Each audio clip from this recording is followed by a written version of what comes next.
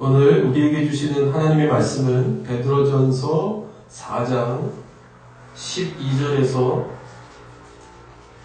14절 그리고 19절의 말씀입니다.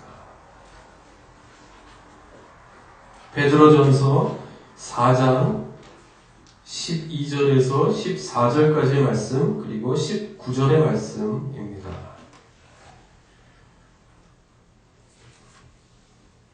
제가 봉독해 드립니다. 사랑하는 자들아, 너희를 연단하려고 오는 불시험을 이상한 일 당하는 것 같이 이상히 여기지 말고 오히려 너희가 그리스도의 고난에 참여하는 것으로 즐거워하라. 이는 그의 영광을 나타내실 때에 너희로 즐거워하고 기뻐하게 하려 함이라. 너희가 그리스도의 이름으로 치욕을 당하면 복 있는 자로다. 영광의 영 곧 하나님의 영이 너희 위에 계시니라. 아멘. 그리고 19절의 말씀, 그러므로 하나님의 뜻대로 고난을 받는 자들은 또한 선을 행하는 가운데에 그 영혼을 미쁘신 창조주께 의탁할지어다. 아멘. 할렐루야.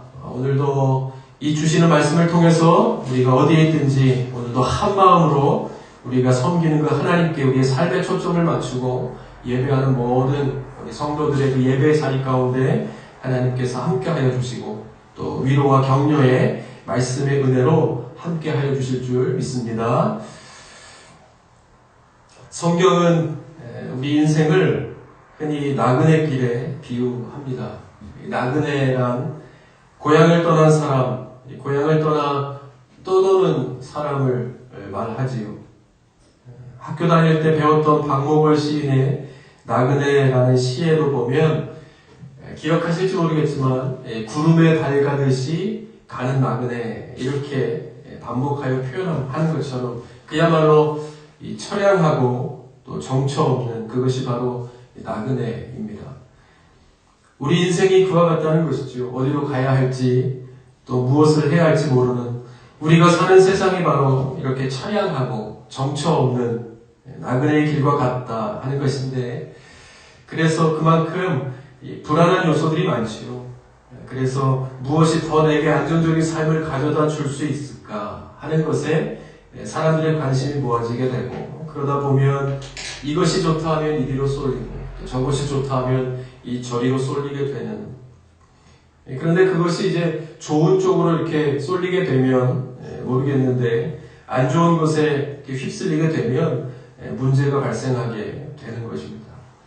요즘 코로나만큼이나 엄청난 이 사회적 파장을 일으키고 있는 N번방 사건을 보면 회원 수만 26만 명이 된다고 하니까 이 엄청난 숫자 26만이라고 하는 이 엄청난 숫자의 사람들이 어떤 잘못된 것에 이렇게 휩쓸리게 된 것이 사회적으로 어떤 결과를 초래하게 되는가 그대로 우리에게 보여주는 예라 할 수 있습니다.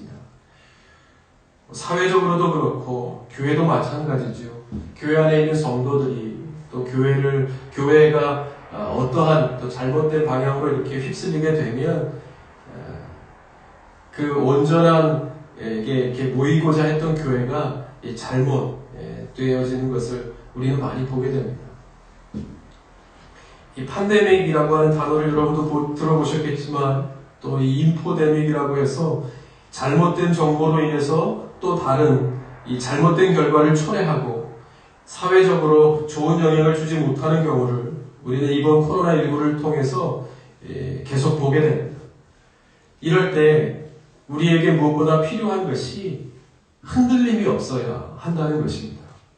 잘못된 정보와 뉴스에 휩쓸리지 않고 지금 가장 시급하고 중요한 일에 우리가 몰두하고 집중하는 것이 무엇보다 필요한 일이지요.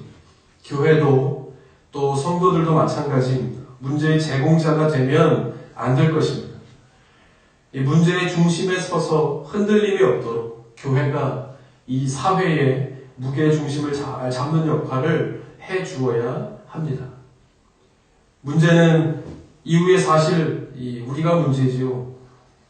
교회의 궁극적인 목적은 영혼 구원인데 전도와 선교라는 것이 어려워지면 영혼의 열매를 맺을 수 없게 됩니다. 우리는 영혼을 위해서 지금의 잠시 당하는 고난을 유익이라 이렇게 고백하고 사는 사람들입니다.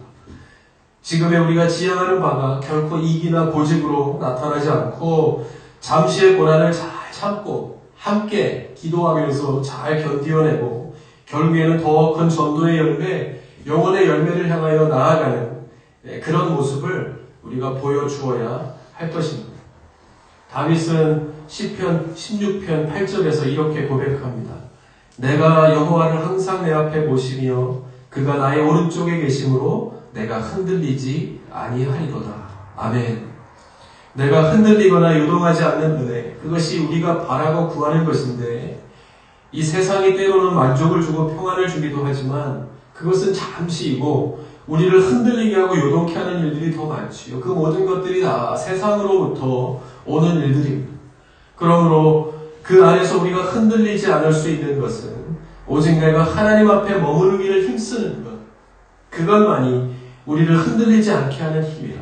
우리가 어디에 있든지 우리가 교회에서 함께 모여서 예배하지 못하는 상황이 되었지만 우리는 어디에 있든지 구원자 되시고 우리의 길을 인도하시는 하나님을 믿는 사람들이니까 내가 있는 가정이 오늘 혼자 어디 뭐 차 안에서 이렇게 모니터를 보면서 핸드폰을 보면서 예배를 할지라도 우리의 마음이 하나님을 향하여 있으면 우리를 흔들리지 않게 하는 능력이 하나님께로부터 와서 우리가 그렇게 지금 우리가 각자가 또 함께 모이는 이 공동체가 이 교회가 감당해야 될 일들을 잘 감당해 나아가는 그런 우리 모두가 되어야 할 줄 믿습니다. 지금은 모두가 다 힘든 시기, 그렇지 않아도 힘든데 코로나19로 인해서 그 체감적인 어려움은 우리 모두에게 이루 말할 수 없이 힘든 때입니다.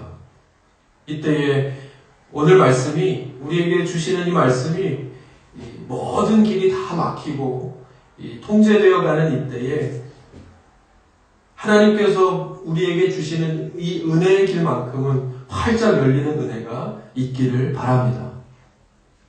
이게 성도들에게도 우리 성도들도 뭐 여러 가지 직업들이 다 있죠. 근데 다 연결되어져서 모두가 다 힘든 때인 줄 압니다.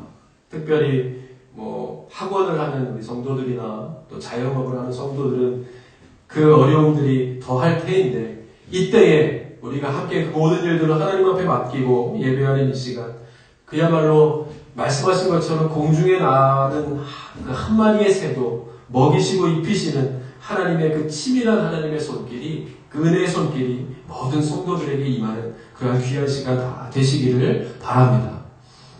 우리가 잊지 말아야 할 것은 우리 주님께서 말씀하실 때 이 땅에서 고난이 반드시 있겠지만 나그네라 말씀하시는 것이 그건 아니겠습니까? 어디에든지 정처를 둘 수 없는 어려움들이 늘 있는 그러한 고난의 발걸음이겠지만 잘 보면 그 고난만 말씀하시지 않고 영광도 함께 말씀하신다는 사실입니다. 이것은 우리 그리스도인들에게는 고난이 있겠지만 고난에서 끝나지 않고 결과적으로 영광이 주어진다는 것을 말씀하시는 것입니다. 고난만 있다고 하면 그것만큼 슬픈 일은 없을 것입니다. 살 이유가 없지요. 이 고난으로 시작해서 고난으로 끝나는 것이라고 하면 지금 잠시 행복하고 풍족하게 주어진다고 하는 것이 그게 뭐 다 무슨 소용이 있겠습니까? 그런데 성경은 고난만을 말씀하시는 것이 아니라 동시에 영광이 있다는 것을 우리에게 거듭 말씀해 줍니다. 그래서 우리가 당하는 고난은 뭐예요? 이유가 다 있다는 것입니다. 이유 없이 뜻없이 우리에게 주어지는 것이 한 가지도 없다. 그러니까 우리가 이 당하는 고난은 과정이고 이것을 통해서 영광으로 가게 하시기 위한 이 고난과 영광을 이어주는 가교의 역할을 하는 것이죠. 그래서 우리의 당하는 고난이 다 이유가 있고 뜻이 있는 것이라 하는 것입니다. 디모데전서 4장 4절 말씀에 하나님께서 지으신 모든 것이 선함에 감사함으로 받으면 버릴 것이 없나니 이렇게 말씀합니다. 하나님께서 어떤 분이신지를 알면 어떤 것을 주시든지 어떤 일을 만나게 하시든지 그 안에 다 뜻이 있고 계획이 있음을 점점 더 알아가게 되는 것입니다. 이 예수님의 고난과 영광에 대해서 이 베드로처럼 깊이 체험한 사람이 또 있을까? 예수님의 공생의 당시에 가까이서 모시면서 직접 보기도 했지만 오히려 예수님의 죽음과 또 그리고 부활 그리고 승천 후에 이 땅에 예수님의 복음을 전하는 그 길에서 베드로는 더 깊은 예수님의 고난과 영광의 의미를 깨달아 가게 됩니다. 무엇이 베드로로 하여금 더 어렵고 힘들고 예수님 계신 때보다 더 어렵고 힘든 그때에 어떻게 흔들림 없는 이 견고한 믿음의 삶을 살았는가 하는 것을 살펴보는 것은 지금 이때에 우리에게 큰 교훈이 되고 또 큰 위로와 격려의 말씀이 될 것인데 그것이 무엇인가 하면 우리의 길을 만드시고 인도하시는 분이 바로 우리 하나님이심을 믿는 것 바로 그것입니다. 베드로전서 오늘 읽은 이 4장 19절 말씀에 다시 한번 보지요. 4장 19절 그러므로 하나님의 뜻대로 고난을 받는 자들은 또한 선을 행하는 가운데에 그 영혼을 미쁘신 창조주께 의탁할지어다. 아멘. 이렇게 말씀합니다. 다시 말하면 고난 가운데 있다 할지라도 그 고난 가운데 하나님의 뜻이 있다고 믿는 사람들 여기서 창조주께 우리를 만드신 분 우리의 주관자다 하시는 말씀이지 않겠습니까? 믿는 사람들 고난의 예수님뿐만이 아니라 영광의 예수님께 나와 함께 하신다는 것을 믿는 사람들은 그 삶을 그 길을 여기서 미쁘다 하는 것은 한결같다 변함이 없다 그런 뜻입니다. 늘 변함이 없고 한결같으신 나를 만드신 나의 주인 되신 하나님께 다 맡긴다 하는 말씀입니다. 여러분 그러므로 한번 보면 고난을 다 통해서 이렇게 한번 고난을 통해서 연단되어져 가는 사람들을 보면 어떤 일을 만날 때 거기에 이렇게 민감하게 반응하지 않습니다. 의연하게 대처합니다. 그래서 또 새로운 일을 만날 때마다 예전 같았으면 이 땅을 치고 억울해하고 분해하고 열을 올릴 만한 일들도 갈수록 의연하게 대처하는 것을 보게 되죠.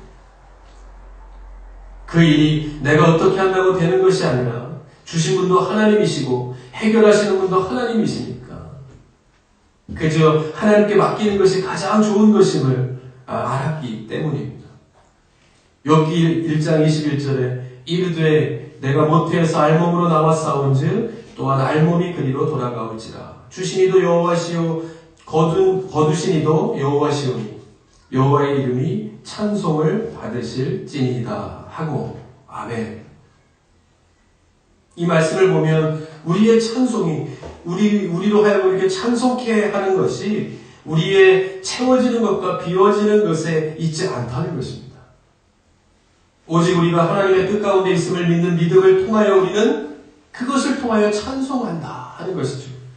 지금까지 그러하셨던 것처럼 내가 계획했던 것보다 항상 더 좋은 곳으로 인도하시는 하나님을 믿기에 어떤 일을 만나도 하나님께 다 맡길 줄 아는 백성이 되어가는 것입니다. 어떤 사람은 이 일을 만나도 어찌할꼬 저 일을 만나도 어찌할꼬 예수를 믿는다고 하면서도 결국은 걱정이고 근심이고 염려가 끊이지 않는 사람이 있습니다.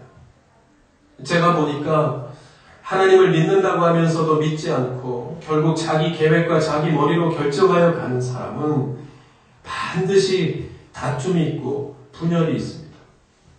우리가 어떤 두 사람이 모일 때에도 그 두 사람의 의견이 일치한다는 것이 어려운 일입니다. 그런데 하물며 한 사람의 뜻에 다른 모두의 의견을 다 일치시킨다는 것은 거의 불가능한 일과 같지요.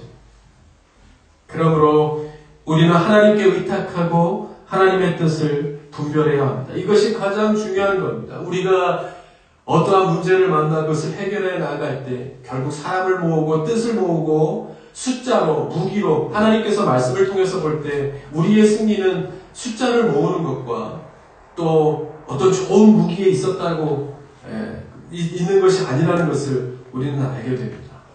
그러므로 그럴 때 우리의 창조주 되신 하나님께 우리의 삶을 의탁하고 하나님의 뜻이 무엇인가에 대해 우리의 삶에 그 초점을 맞추는 것이 가장 중요한 것임을 우리는 알 수 있습니다.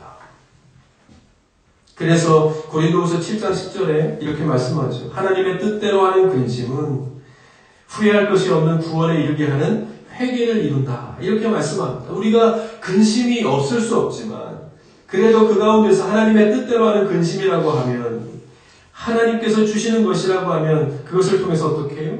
구원에 이르는 하나님을 더 깊이 알아가게 되는 은혜가 그 안에 있다 하는 것입니다.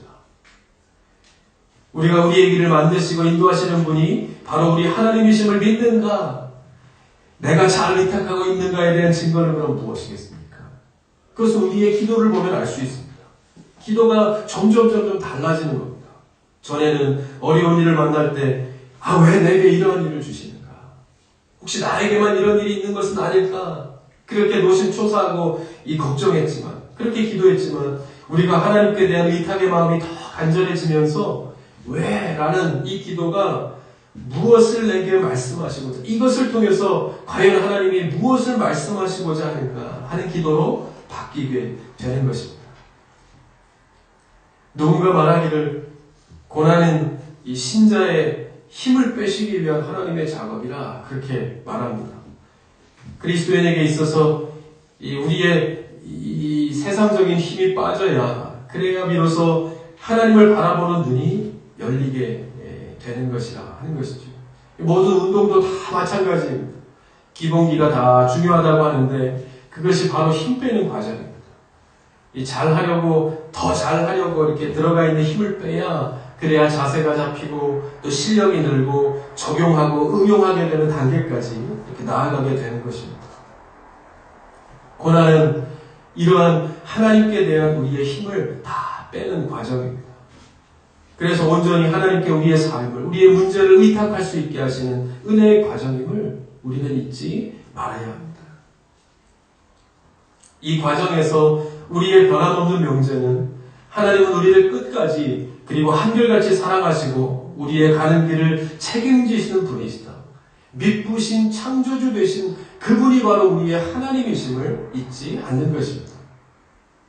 그것을 우리가 흔들림 없는 믿음으로 고백할 때 그 안에 담겨있는 무수한 하나님의 계획을 우리가 보게 되는 것입니다. 야곱은 욕심도 많고 자신의 계획이 분명한 사람이었습니다. 아버지를 속이고 형 에서의 장자권을 빼앗게 되죠. 그렇게 하면 자신의 인생이 완전히 달라지게 될 것이라 생각했습니다. 그러나 웬걸요? 그때부터 야곱은 도망자의 신세가 됩니다. 광야로 쫓겨났을 뿐만 아니라 자신을 쫓아오는 형 에서의 손길을 피해서 저 먼 삼촌 라반의 집으로 도망하게 되죠. 그때부터 몇 년입니까? 20년 동안 야곱은 고향을 떠나 나그네의 삶을 살게 됩니다. 말이 나그네의 삶이지 야곱은 그때부터 삼촌의 일꾼이 되어 살면서 속이면서 그런데 야곱은 그 기간을 통해 중요한 훈련을 받습니다. 그 길고 어려움과 모든 것을 다 이루고 나그네와 같은 그 삶의 시간을 통해서 야곱은 훈련을 받습니다. 자신의 삶의 모든 힘을 빼고 하나님을 의지하는 훈련을 받게 되죠. 그래서 결국에는 그 야곱을 통해 하나님의 선택하신 이스라엘 백성을 이루는 씨앗이 되게 하십니다. 우리도 마찬가지입니다. 우리의 삶을, 우리 가정의 앞길을 늘 한결같이 붙드시고 인도하시는 하나님 앞에 의탁할 때 그 과정을 통해 우리를 더 견고하게 연단하시는 은혜를 맛보게 되는 것입니다. 그래서 12절에 우리가 당하는 시험을 이상하게 여기지 말라고 말씀합니다. 왜 이런 시험을 주시는지, 왜 내게 이런 시험을 주시는지 이상하게 여길 것이 아무것도 없다. 그럼 어떻게 해요? 오히려 13절에 오히려 너희가 그리스도의 고난에 참여하는 것으로 즐거워하라. 이는 그의 영광을 나타내실 때에 너희로 즐거워하고 기뻐하게 하려 함이라. 아멘. 나아가서 14절에 너희가 그리스도의 이름으로 치욕을 당하면 복 있는 자로다. 영광의 영 곧 하나님의 영이 너희 위에 계시니라. 아멘. 우리 위에 무엇이 있다고요? 영광의 영이 함께 하신다고 그렇게 말씀합니다. 고난당하는 자에게 고난과 아픔과 슬픔과 고통만 있는 것이 아니라는 겁니다. 그 너머에 있는 하나님께서 약속하신 하나님의 영광의 영을 우리가 볼 수 있어야 한다는 것이죠. 하나님 사랑하시는 성도 여러분, 예수를 믿다가 더 어려움을 만나셨습니까? 내가 하나님의 영광을 위하여 살려고 이렇게 굳이 결심했는데 오히려 축복은커녕 더 큰 문제들이 첩첩산중처럼 나를 에워싸면서 나를 꼼짝 못하게 합니까? 그때 우리는 예수님께서 나를 위해 죽으셨다는 사실을 기억해야 합니다. 따라하십시다. 예수님께서 나를 위해 죽으셨다. 이것을 기억하는 겁니다. 요한복음 말씀에 사람도 친구를 위하여 목숨을 버리면 그보다 더 큰 사랑이 없는 것인데 하물며 우리 주님께서 나를 위해 지금 이 자리에 내가 앉아 주님을 바라보면서 어떠한 문제가 있든지 어떠한 상황 가운데 있든지 그 큰 문제를 가지고 그 크신 사랑 앞에 나올 수 있는 은혜를 주신 것이 하나님이심을 잊지 않는다고 하면 그 사랑을 믿고 그것을 고백할 수 있는 사람들에게 하나님께서는 뭐예요? 하나님의 영광의 영을 고난에서 끝나지 않고 지금 이 자리에서 끝나지 않고 또 나아가서 결국에는 하나님의 영광에 이르는 삶을 허락하신다 하는 하나님의 약속입니다. 여러분, 십자가가 없으면 영광도 없습니다. 그러므로 우리도 예수님의 길을 따라간다고 하면 고난이 아니고서는 영광에 이를 수 없다는 것을 성경은 우리에게 누누이 말씀합니다. 이것이 바로 영광으로 가는 길임을, 오히려 고난을 통해서 우리가 그것을 통해 그 너머에 있는 영광의 이 길을 보게 되는 겁니다. 참 희한한 것은 고난이 아니면 깨닫지 못해요. 그저 그 안에 이렇게 깊이 있게 숨겨져 있던 그 전에 행복하고 좋을 때 깨달을 수 없었던 어떤 그 진짜의 알곡을 우리는 고난이라고 하는 아픔이라는 것을 통해서 깨닫게 되어지는 경우가 많이 있습니다. 그래서 고난을 통해서 이 십자가의 신비를 깨닫고 하나님의 더 깊은 사랑의 의미를 깨닫는 그 길은 고난밖에 없더라 하는 것입니다. 그런데 그 유일한 길이 고난이라고 하는 것보다 우리가 더 반드시 기억해야 할 것은 그 고난이 바로 하나님의 영광에 이르는 길임을 우리는 기억해야 합니다. 그것을 알면 우리가 어려움을 당할 때 이전과는 다를 수 있지요. 이전에는 내가 나의 힘으로 그 모든 어려움을 다 막아내려고 그렇게 막 하다가 지치고 넘어지고 실패하고 좌절하고 그래야 했지만 이제는 다른 것입니다.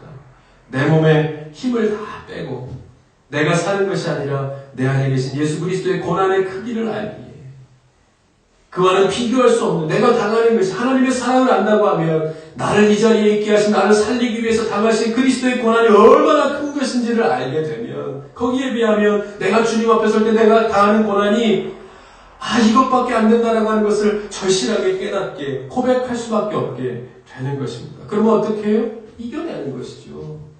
그것이 바로 하나님의 사랑으로 나를 구원케 하신 하나님의 극진하신 은혜, 값없는 은혜를 바라볼 때마다 우리는 이겨내게 되는 겁니다.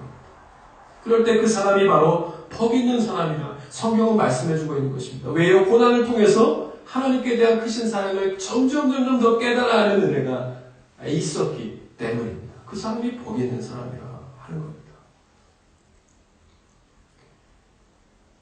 요셉은 아시는 것처럼 형들로부터 미움을 받고 어릴 때 이 노예로 팔려가 온갖 고초를 다 당한 사람입니다.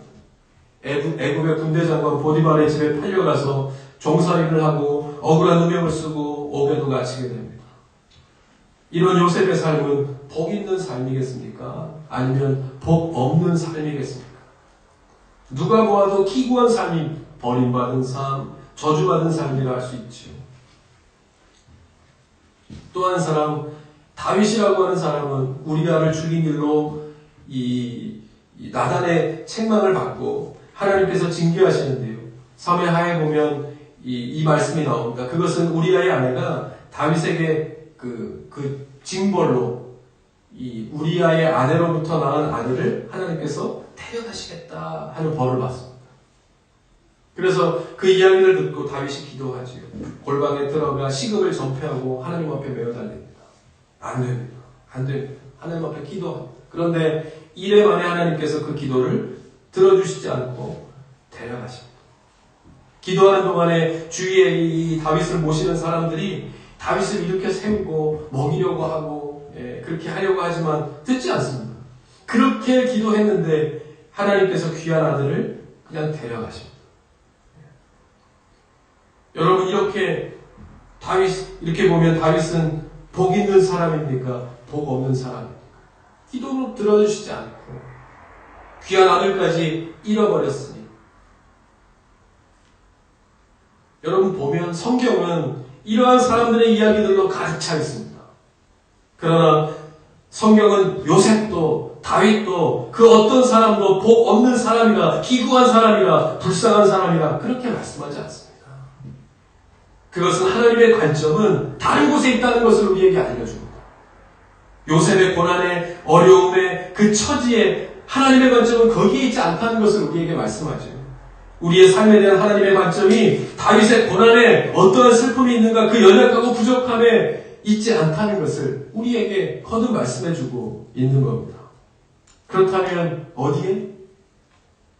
그래서 결국 이 사람이 하나님을 의지하는 사람이었는가 아닌가 하는 것에 성경은 주목합니다.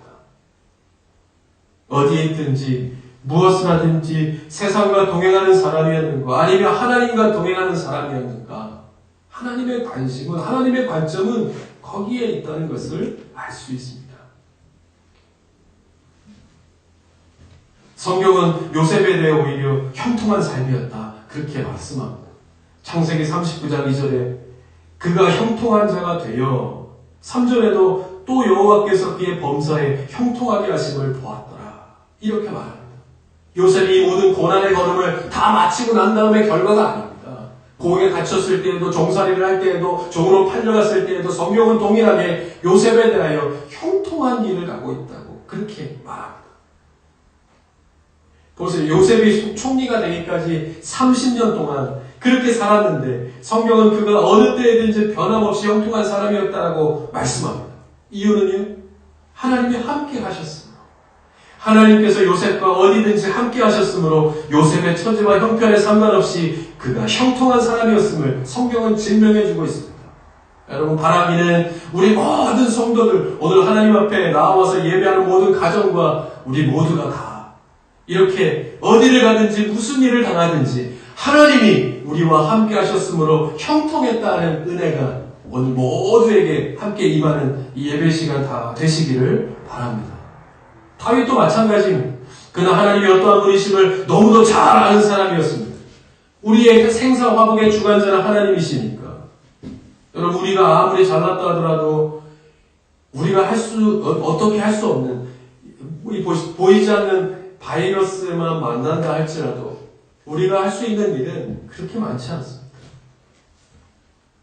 보면 우리가 할 수 있는 일은 기다리는 것입니다. 이것이 잠잠해지고 약이 나오고 그리고 조심하면서 기다리는 것입니다.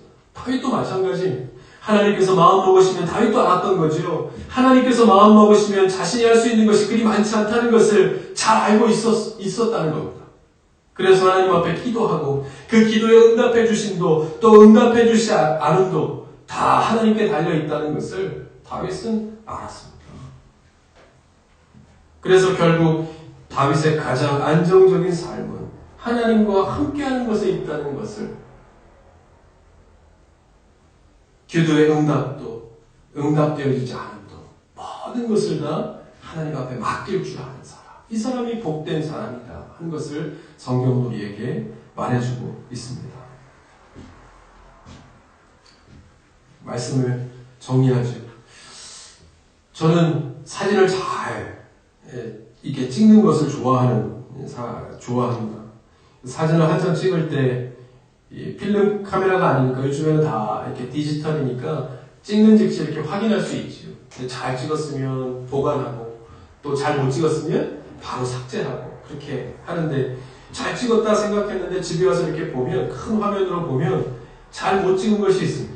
여러 가지 이유가 있겠지만 그 가운데서도 초점이 안 맞았을 때 내가 찍고자 하는 것에 초점이 맞추어져야 하는데 그것과는 상관없는 곳에 이렇게 초점이 맞추어져 찍어지면 그것은 아무리 구도가 잘 맞고 이렇게 밸런스가 잘 맞았다 하더라도 결국에는 못 찍은 사진, 소용없는 사진이죠. 우리도 마찬가지입니다. 우리가 관심을 가지고 맞추어야 할 곳에 초점을 두어야 합니다. 세상에 초점을 맞춘 사람, 세상이 주는 기쁨과 재미에 초점을 맞춘 사람, 또 세상에서 주는 이 고난과 어두운 것에만 초점을 두는 그 사람의 인생은 결국 잘못된 결과의 열매를 맺게 될 것입니다. 복 있는 사람은 뭐예요? 하나님께 초점을 두는 사람입니다. 내가 어디로부터 왔고, 내가 지금은 비록 나그네의 길을 가고 있지만 어디로부터 왔고 어디로 가는지 하나님을 바라보며 분명하게 알고 사는 사람입니다. 그래서 나를 만드신 창조주께 우리가 만나는 모든 문제를 내가 할 수 있는 노력은 최선을 다하지만 결과적으로 하나님 앞에 맡기고 지금의 고난의 길을 누는 영광에 두면서 그렇게 걸어가는 믿음의 사람이라 할 수 있을 것입니다. 성경을 보아도 복 있는 사람, 형통한 삶의 주인공들은 다 모든 관점이 하나님을 향해 있습니다. 불편이나 어려움이 있어도 하나님을 바라며 받는 말씀을 소중히 여기고 삶 속에서 순종합니다. 소망으로 순간순간의 유혹을 이기면서 인생을 일구어 가죠. 이 사람이 바로 하나님께 삶을 의탁하는 사람입니다.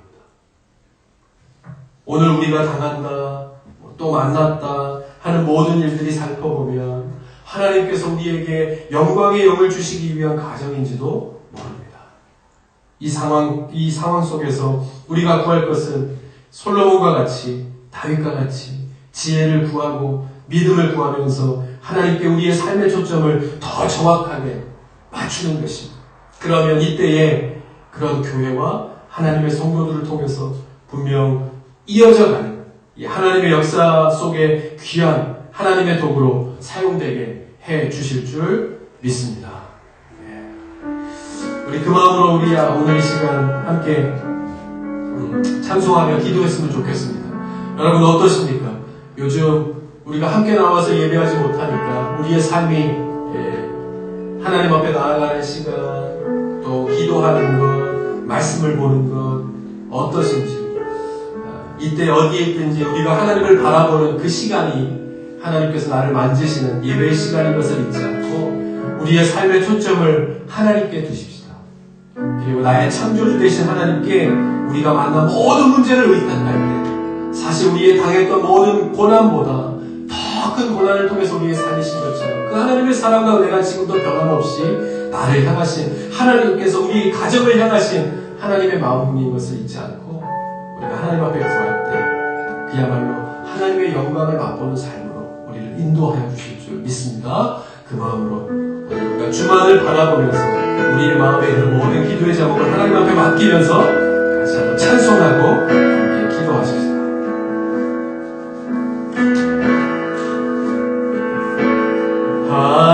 하나님의 사랑을 사모하는 자, 하나님의 평안을 바라보는 자, 너의 모든 것 창조하신 우리 주님이 너를 얼마나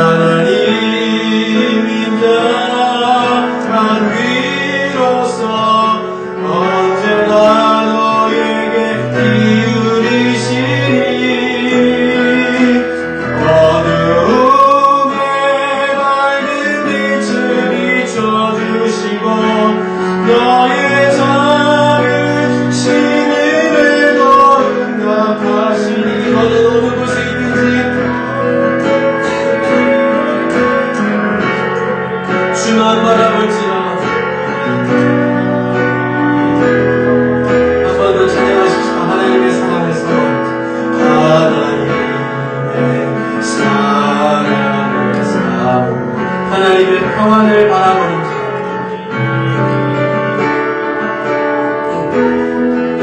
너의 모든 것 창조하신 우리 주님이 너를 얼마나 사랑하시는지. 아멘. 우리 같이 하나님께 찬양과 경배하십니다. 하나님께 찬양과 경배. 하나님의 선하심을 닮아가는 자,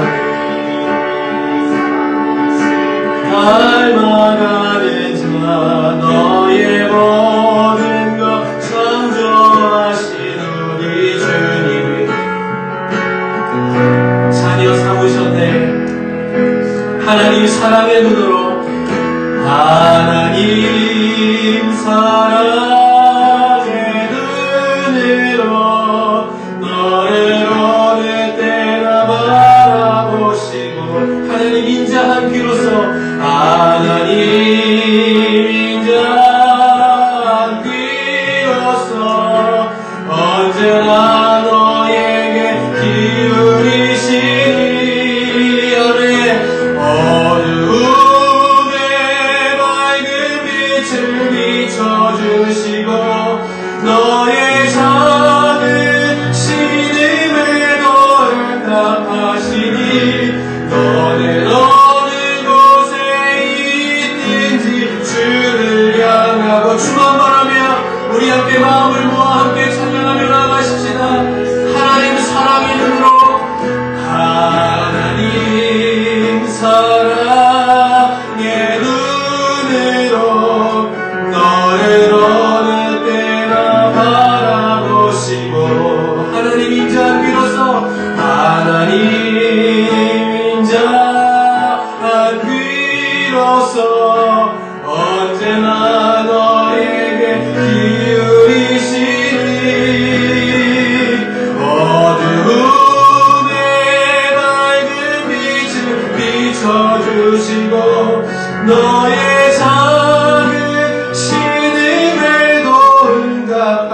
너는 어느 곳에 있든지 주만을 향하고 우리의 삶의 눈을 들어 하나님을 바라보십시다. 오늘도 예비하신 주님의 은혜의 길로 인도하실 주님을 바라며 우리 한번 다시 한번 하나님 앞에 고백하십시다. 어두움의 밝은 빛을, 어두움의 밝은 빛을 비춰주시고 너의 작은 신음에도 응답하시니 너는 어느 곳에 있든지 주를 향하고 주만 바라볼지라. 아멘. 우리 그 마음으로 함께 이 시간 기도했으면 좋겠습니다. 어느 곳에 있든지 주만을 향하는 자들은 하나님께서 기뻐하시고 오늘도 창조주 되신 우리를 만드시고 영광의 길로 인도하시길 위한 하나님의 계획으로 우리를 붙드시고 인도하여 주실 줄 믿습니다. 우리 오늘 모든 것들을 다 하나님께 의탁하여 드리십시다. 내가 길을 가다가 하나님을 바라보며 가다가 넘어질지라도 우리가 만난 모든 문제들 가운데 하나님의 은밀한 계획을 숨게 하셔서 더 하나님의 영광의 길을 향하여 나아가게 하실 것을 믿는 마음으로 기도하는 자들의 삶을 오늘 또 하나님께서 만지시고 주의 은혜로 덮어주실 줄 믿습니다. 오늘 이 시간 하나님 앞에 우리의 모든 삶의 문제를 주여 고백하시면서 함께 기도할 때 만지시고 덮으시고 이끄시는 하나님의 은혜를 하나님께서 인도하여 주실 믿고 우리 함께 이 시간 주여 한번 고백하시면서 우리의 삶의 기도의 제목을 주님 앞에 맡기면서 함께 기도하며 나아가십시다. 같이 기도합니다. 주여, 그렇습니다. 주님, 오늘도 우리의 삶의 문제를 주님 앞에 드리면서 함께 주님 앞에 기도합니다. 아버지, 오늘도 어디에 있는지 주님을 바라면서 함께 기도하는 주님의 성도들을 주님께서 붙잡아 주시고 그 문제들 가운데 어김없이 함께 해주시는 하나님의 은혜의 손길을 발견하여 귀한 성도들 다 될 수 있도록 하나님 인도하여 주시옵소서. 지금 코로나19로 인하여 어려움을 겪지 않도록 하나님께서 인도하여 주시고 각 삶 속에 공중에 남은 생명을 인도하시고 넘기시고 힘이시는 하나님의 은혜의 손길을 하나님 우리의 성도들을 위하여 주께서 허락하여 주셔서 어디에 있든지 하나님 보이시고 힘이시고 무엇보다 영육간에 강건함을 함께 해주시는 하나님의 손길을 기억할 수 있도록 인도하여 주셔서 하나님 이 시대 더욱더 하나님께서 함께 해주시는 주님의 은혜의 손길이 어떤 것인지를 더 깊이 있게 깨닫는 하나님의 성도들이 다 될 수 있도록 주님께서 인도하여 주시옵소서. 오늘 주님을 바라게 하시옵소서. 모든 우리의 창조주께서 하나님을 바라보며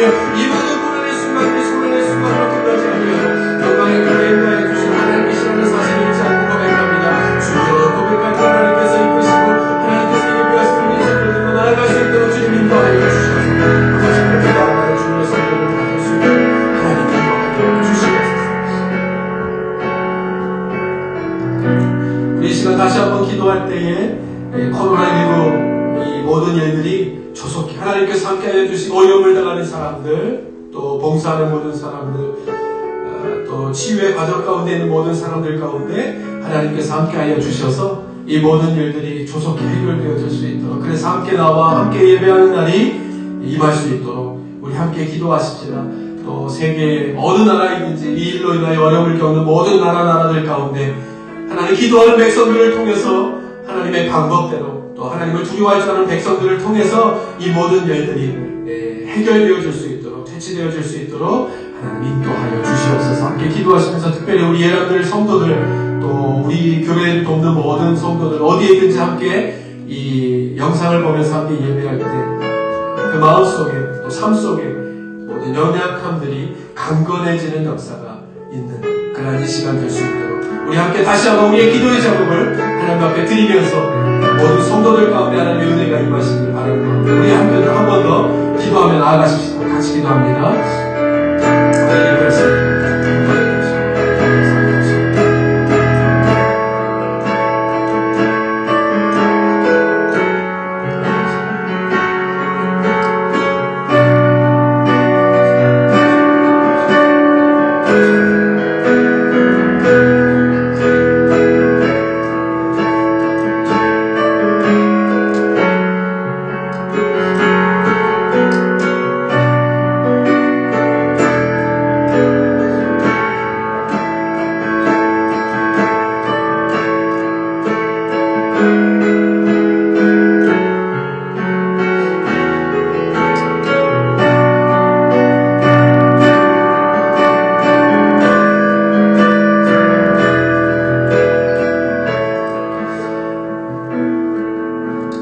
하나님 감사합니다.